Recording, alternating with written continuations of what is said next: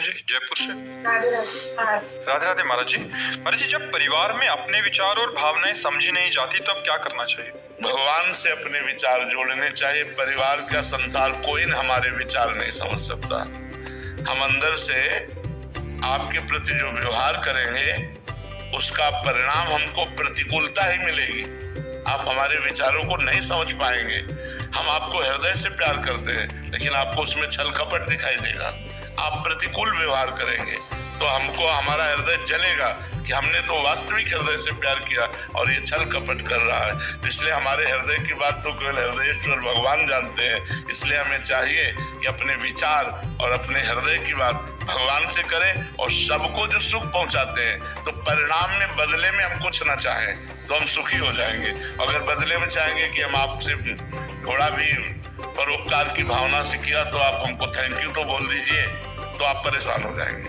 फिर महाराज जी, जैसे घर वालों से ना बहुत बहस हो जाती है। जैसे कि अगर कोई काम भी करना है तो कोई सपोर्ट नहीं मिलता है, ऐसा लगता है। सपोर्ट भगवान देंगे।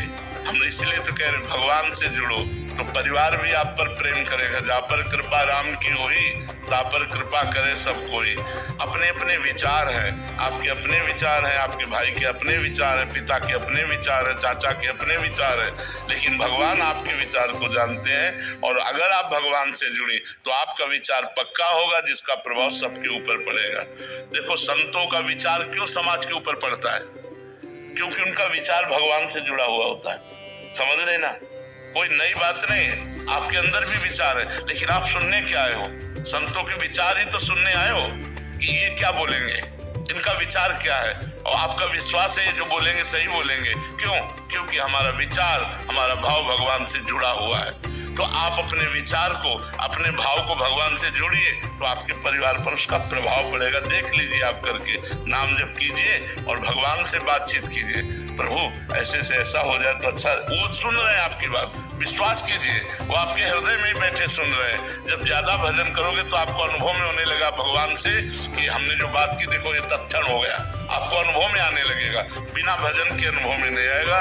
और संसार से कभी हमें तृप्ति नहीं मिल सकती, कभी हमें प्यार नहीं मिल सकता। ये शब्द लिख लो, संसार के प्यार से कभी हमें शांति नहीं मिल सकती। 4 दिन वो जरूर दुलार करेगा, इसके बाद फिर हमको भटकना पड़ेगा। भगवान निर्वाह करते हैं प्यार का, संसार निर्वाह नहीं करता। संसार नवम नवम नवम। संसार आज ये वस्तु, कल वो वस्तु, परसों वो वस्तु। आज ये व्यक्ति, कल वो व्यक्ति, परसों वो व्यक्ति। ऐसा मन करता है कि नहीं करता? एक जगह मन नहीं टिकता है। तो आज हमसे कोई कह रहा है कि मैं आपको बहुत प्यार करता हूँ और कुछ समय बाद हम देखते हैं वो दूसरे से प्यार कर रहा है। अब हमारी हालत क्या होगी? कहाँ जाऊं? क्योंकि मैंने जिसको अपना माना वो दूसरे से प्यार करता है। ये हालत है संसार की। इसलिए भगवान को साक्षी करके अपने प्यार को भगवान में समर्पित करो और भगवान जहाँ समर्पित कर दे जैसा, वहाँ रोल करो प्यार का। प्यार भगवान में और प्यार का रोल करोगे तो जीत जाओगे। सच्चा प्यार संसार से मत करो, सच्चा प्यार भगवान से करो। धर्म पूर्वक निर्वाह संसार में करो और प्रेम भगवान से। महाराज जी, मैं अपने बच्चों के लिए हमेशा अजीब सी, डरती सी रहती हूँ। खुश रहने की कोशिश करती हूँ लेकिन कभी खुश नहीं रह पाती। अजीब सा डर रहता है हमेशा। इसका कोई समाधान? अधिक प्रीति मन भा संदेहा। जहाँ हमारा अधिक प्रेम होता है वहाँ संशय प्रकट हो जाता है। कहीं ऐसा न हो जाए, कहीं ऐसा न हो जाए, कहीं इस तरह की जो वृत्तियाँ आती हैं उनको शांत करने के लिए भगवान का नाम जप है। नाम जप करोगे तो आपको भगवान में विश्वास हो जाएगा और विश्वास से होगा कि भगवान है ना, जो 5 वर्ष के बालक प्रहलाद की रक्षा की वही हमारे बच्चों की भी रक्षा करेंगे। वो सारे जगत के स्वामी है। तो हम शांत रह सकते नहीं। ये मोह जो है हमें अंदर क्लेश देता रहता है। यही तो है काम, क्रोध, लोभ, मोह, मद, मत्सर। इनमें से 6 सबके अंदर रहते हैं, एक की प्रधानता हो जाती है। कोई विशेष कामी होता है, कोई विशेष क्रोधी होता है, कोई मोही होता है। होते सब है लेकिन एक विशेष हो जाता है।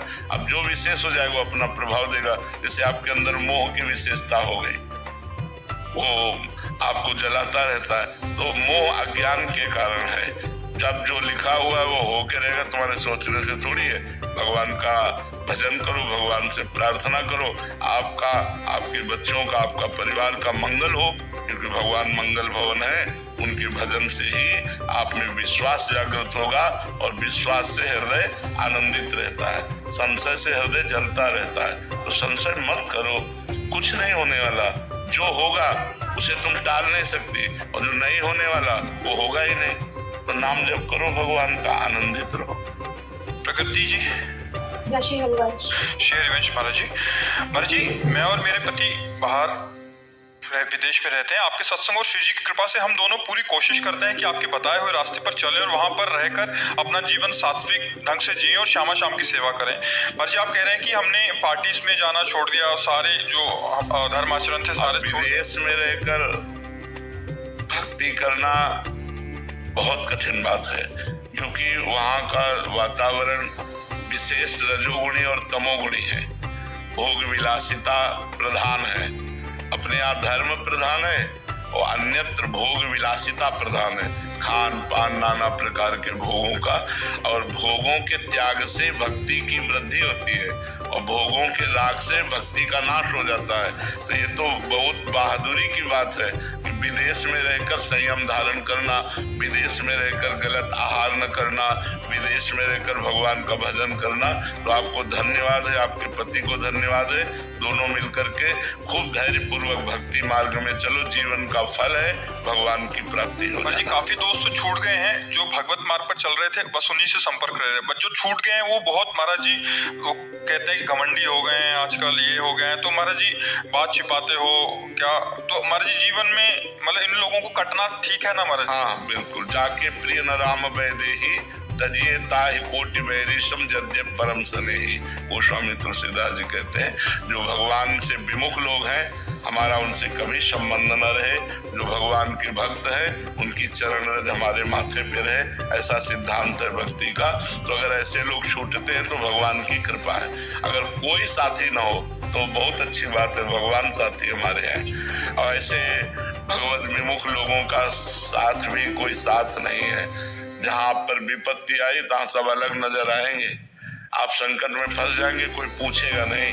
ये स्वार्थी लोग हैं, भगवान ही संकट में सहयोग देने वाले हैं। इसलिए भगवान से प्रार्थना करो कि आपके भक्तों का संग मिले और आपसे जो विमुख जन है इनसे हमारा कोई संबंध न हो। इनका छूट जाना ही अच्छा है। उसमें सोचो मत कि हमारे पास इतना समुदाय जुड़ा था, अब वो समुदाय छूट गया तो हम अकेले पड़ गए। नहीं, विश्व का रचयिता भगवान जब तुम्हारे साथ है तो तुम अकेले कैसे हो सकते हो? जी। चिन्मय जी, नागपुर से। जी, नागपुर से। राधे राधे महाराज जी। महाराज जी, भजन करने के साथ और क्या करना चाहिए जिससे प्रभु की भक्ति प्राप्त हो और मन ना भटके और मन की व्याकुलता बढ़ी रहे? भक्तों का संग, भक्तों का संग, भगवत भक्तों का संग। भगवान के भक्तों के संग से भक्ति घनीभूत होती है। भगवान के भक्तों के संग से विकारों का नाश होता है। भगवान के भक्तों के संग से भगवान की महिमा जागृत होती है। भगवान के भक्तों के संग से हमें भक्ति करने की क्षमता जागृत होती है। इसलिए बड़ा दुर्लभ है, महत्संगस्त दुर्लभ हो। भगवान के प्रेमी भक्तों का, जो वास्तविक भक्त हैं, उनका संग मिलना बड़ा कठिन है। यदि उनका संग मिल जाए, भक्त संग, तो उमा परम लाभ यह है जाना। संतों का संग ही भगवान शिव कह रहे परम लाभ है। उमा संत समागम समन लाभ कछुआन। अगर संत भक्तों का संग मिल रहा है इससे बड़ा कोई लाभ नहीं है, क्योंकि वो हमारे असत आचरणों का त्याग करके अच्छे आचरणों में ले जाता है, भगवान की तरफ ले जाता है। तो भगवान की भक्ति घनीभूत करने के लिए अजहों सोच विचार के गई भक्तन पद ओट, हरि कृपालु सब पाछली क्षमिए तेरी खोट। यदि हम भक्तों की शरण में हो जाए तो भगवान हमारे सारे अपराध माफ करके हमारे हृदय को स्वीकार करने। भक्त चरण धरि भाव तरत भव सिंधु अगाधा। जो भक्तों के चरणों में भाव रखते हैं वो इस भव समुद्र से पार हो जाते हैं। तो भक्त संग जरूर करना चाहिए। अलका मिश्रा जी, जम्मू से। राधे राधे। महाराज जी, राधे राधे। महाराज जी, क्या स्वप्न भी साधना की अवस्था बन सकते हैं? स्वप्न में बार बार संत, देवी देवता या दिव्य प्रकाश का दर्शन होना वास्तव में उनकी कृपा है या मन की कल्पना? हाँ, नहीं, शुभ सूचना है, अच्छा है, पर कोई सार्थकता तो नहीं है उससे। हमारी जागृत में स्थिति कहाँ रहती है हमें देखना है। अगर जागृत में स्थिति भगवान में रहती है, संतों में रहती है, भगवत लीला चिंतन में रहती है, तब तो सार्थक है। स्वप्न वैसे भी मिथ्या है, कोई सत्य वस्तु थोड़ी है। तो ये हमारी शुभ पवित्र हृदय की सूचना है कि हमें स्वप्न में संसार का प्रपंचना दिखाई दे, संत महात्मा भगवान के विग्रह तीर्थ आदि दिखाई दे, तो बहुत अच्छी बात है। लेकिन इससे काम थोड़ी बन जाएगा। काम तो बनेगा जागृत अवस्था में हमारा निरंतर भगवत चिंतन चले, तभी काम बनेगा। वो हमारा सहयोगी नहीं, सहयोगी तो जागृत अवस्था का चिंतन है। अब जागृत में प्रपंच का चिंतन हो रहा, स्वप्न में संतों का तो कोई खास बात नहीं। खास बात है जागृत अवस्था में हमारा निरंतर भजन चलता रहे, निरंतर भागवती की स्मृति बनी रहे, तब तो सार्थक है। अवनीश जी अयोध्या जी से। राधे राधे। राधे राधे महाराज जी। महाराज जी, भगवान श्री कृष्ण स्वयं पूर्ण पुरुषोत्तम और सर्वज्ञ हैं, फिर उनको अंदर प्रेम की कमी का अनुभव जब प्यारी जी से। प्रेम प्रतिक्षण वर्धमानम है। भगवान प्रेम के भूखे रहते हैं। जिसके प्रेम जागृत होता है जब जीव के, तो वो अंश मात्र में होता है, वो प्रेम समुद्र है। तो जो जितना बड़ा प्रेमी होता है उतना प्रेम पिपासु होता है। जैसे हमारी प्यारी जी के मुख चंद्र का चकोर की भांति पान करते हुए भी प्रभु के नेत्र अतृप्त रहते हैं और कहते हैं प्यारी जी जब जब देखो तेरो मुख तब तब नयो नयो लाग। ऐसो भ्रम होत देखो न कबहूरी, द्युति को द्युति लेखनी न कागज। और जबकि अनशन पर भुज दिए बिलोकत, इंदु बदन बिबियोर करत पान रसमत्त परस्पर लोचन त्रसित चकोर। रसमत्त है पर लोचन त्रसित चकोर, फिर भी नेत्रों की प्यास है। हमें जिससे प्यार होता है उसको प्रतिक्षण देखते रहना, उसका सानिध्य और उससे बात करना, उसके साथ खेलना, हंसना, बोलना, यही हमें जीवन में सार्थकता। प्रेम का स्वभाव होता है सानिध्य का अनुभव करना और अतृप्ति, कभी तृप्ति न होना। तो प्रेम समुद्र भगवान प्रेम के इतने पिपासु हैं कि थोड़ा सा कोई जीव प्रेम कर दे तो देखो अर्जुन ऊंचे पे बैठे हैं और भगवान सारथी पद पे बैठे हैं। कहाँ भगवान और कहाँ अर्जुन। तो भगवान इतने प्रेम पिपासु हैं कि अपने भक्त के चरण दाबते हैं। इतने प्रेम पिपासु हैं अपने भक्त के लिए संधि दूत बन जाते हैं पांडवों के लिए। तो ये प्रेम की उनकी महिमा है। बछड़ा संग गाय, जैसे बछड़ा के पीछे पीछे गाय घूमती, ऐसे भक्तों के पीछे भगवान डोलते हैं। ये प्रेम है। इसलिए तो भगवान जैसा प्रेमी कौन होगा। प्रीत की रीति रंगीलो ही जाने। प्रेम में कभी तृप्ति नहीं होती। प्रेम सदा बड़े वो करे जो शशि कबो न शेष। इसमें कभी पूर्णिमा नहीं आती और कभी शेष बचता नहीं और प्रतिक्षण वर्धमान रहता है। तन मन के बिछुरे नहीं पर चाह बढ़े दिन रैन और कबो संजोग न माने देखे भरी भरी नैन। कैसे समझोगे। अलवरात मिलवे को निस दिन मिले ही रहे, मनो कबो मिले ना। भगवत रसिक रसिक की बातें रसिक बिना को समझ सके। ये प्रेम अगूढ़ वस्तु है। हृदय में प्रकाशित हो जाए तो है बहुत, सब में प्रकाशित है इसलिए। और इतना गूढ़ है कि कोई जान नहीं पाता और इतना गूढ़ है कि सब में प्रेम प्रकाशित है। पर वो देह में आ गया, वो वस्तुओं में आ गया, वो धन में आ गया, मकान में आ गया, यहाँ प्रेम बट गया। परिवार के रिश्ते नातों में तो वो मोह हो गया और वही जब समेट कर भगवान की तरफ लगाया जाता है तो प्रेम हो जाता है। हमारे थोड़ा प्रेम आता है, भगवान प्रेम समुद्र है इसलिए वो झुक जाते हैं। भक्त के आगे झुक जाते हैं। थोड़े प्रेम झुकता कौन है? जिसके प्रेम अधिक होता है। वही प्रेम में वही हारता है जो बड़ा प्रेमी होता है। प्रेम में वही हारता है जो बड़ा प्रेमी होता है। वही झुकता है जो बड़ा प्रेमी होता है। पहले जो बोले वही बड़ा प्रेमी होता है। तो भगवान जगह जगह भक्तों की सेवा में देखे गए। तो श्री जी की बात तो अलग है, वो तो प्रेम का साक्षात मूर्तिमान समुद्र है। सांद्रानंद घन प्रेम मूर्ति किशोरी, उनकी तो बात ही अलग है। लालजू के हृदय का मूर्तिमान प्रेम ही राधा है। राधा कौन है? लालजू के हृदय का मूर्तिमान प्रेम आह्लाद ही राधा है। जी प्रेमी भक्तों के हृदय में अपूर्णता का अनुभव होता रहता है। हाँ, पूरे जीवन भर अपूर्णता का अनुभव होता है। भजन का अभाव अनुभव होता है कि अभी वो भजन नहीं हो रहा जो होना चाहिए।